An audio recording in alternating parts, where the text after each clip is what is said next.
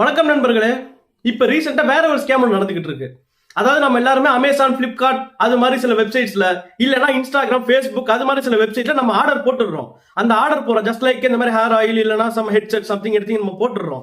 அந்த ஆர்டர் வரதுக்கு முன்னாடி ஒரு மெசேஜ் ஒன்று வருது நம்ம போனுக்கு.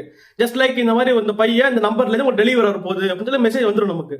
நாம என்ன பண்றோம், அந்த மெசேஜை பார்த்துட்டு வரும் வெயிட் பண்றோம்.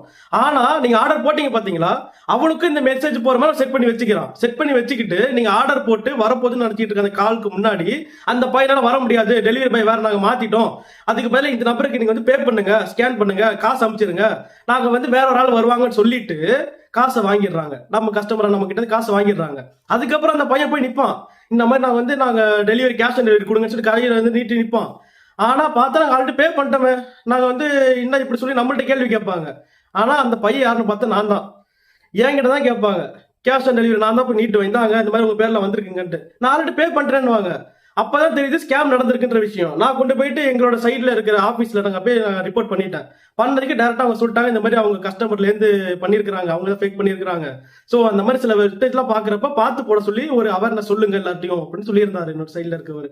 சோ அதனாலதான் அந்த அவேர்னஸ் வீடியோ உங்களுக்கு நான் போடுறேன். எப்பயுமே ஆர்டர் போடுறதுக்கு முன்னாடி எல்லாமே கன்ஃபார்ம் பண்ணிட்டு நல்ல வெப்சைட் பார்த்துட்டு நீங்க ஆர்டர் போடுறது ரொம்ப நல்லது. தேங்க்யூ.